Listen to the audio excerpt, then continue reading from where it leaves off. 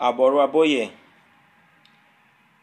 strategic thinking is based on your ability to assess situations and identify proper opportunities and real recognizable threats.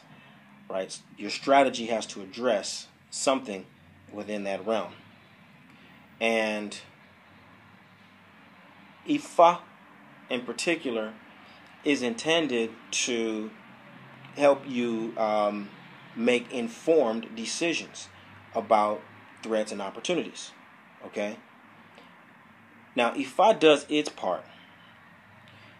What is important is that you, as the practitioner, also do your part by having a proper orientation and perception of the context within which Ifa is directing you. All right. So if Ifa is giving you advice, but you're only able to think in terms of your living room, you can't think past your living room. But Ifa is telling you something about, that you're going to do that's impacting the world stage, right? It's going to be difficult for you to really align yourself, align your will, and carry through with a high level of discipline that will carry you to the place that Ifa is describing for you, right? So it's important that you have a proper orientation so that you can set your strategy and follow through, according to what is really possible. Now, within Orisha lifestyle today, the greatest challenge that we face in that regard, especially here in the West, is our limited understanding of time.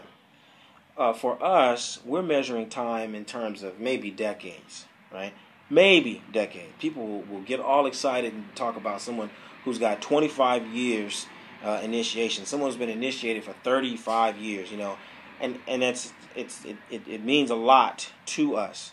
And when we think about here in places like the United States, where the collective body itself, we might have, let's say generously,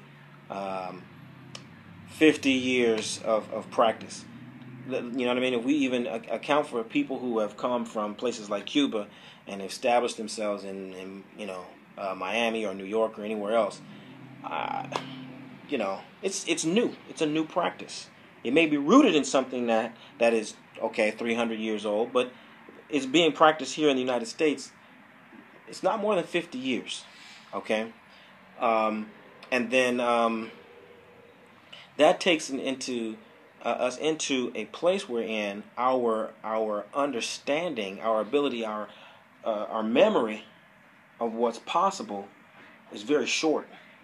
Okay, and so our ability to set strategies in the long term is equally limited.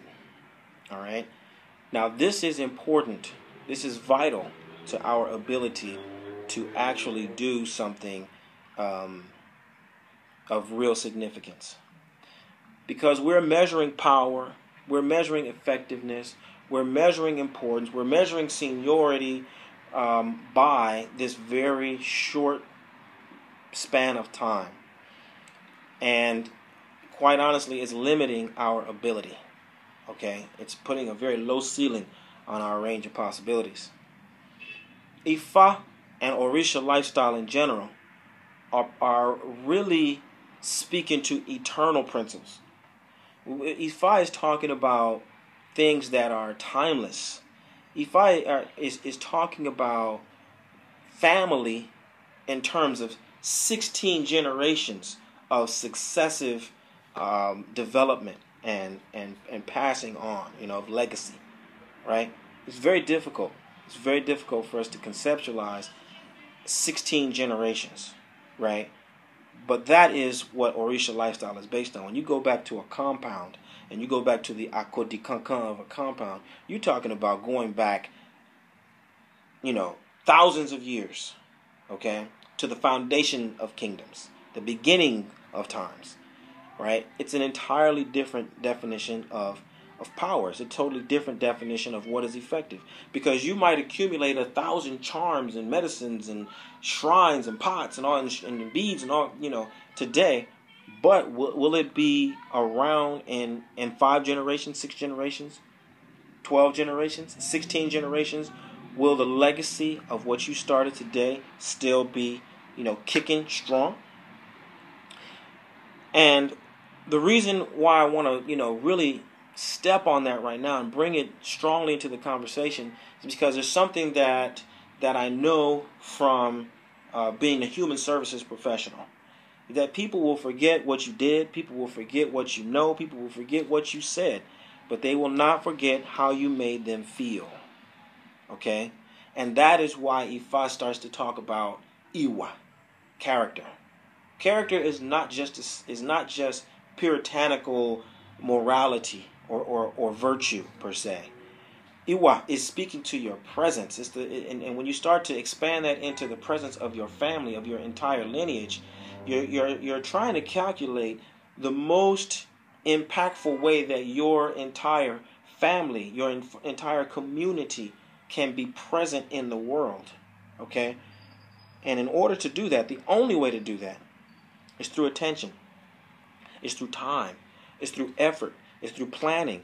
It's only in those hands-on aspects, day in and day out, generation after generation, that you actually create the kind of an effect in the world that can be truly deemed powerful. Okay? When you can guarantee that you set something into place that will be carried out with a high level of fidelity 4, 5, 6, 7, 9, 10, 16 generations into the future, then you have achieved what can be termed power. That is when you can honestly say that you have achieved what is really called honor and prestige. So these are the things that we are aspiring to establish at the Orisha Lifestyle and Mental Health Retreat.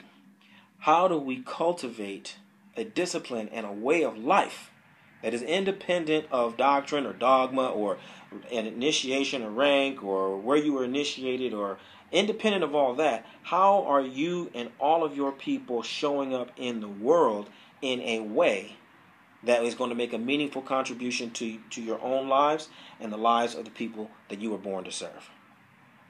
Aboru, aboye, aboshishe.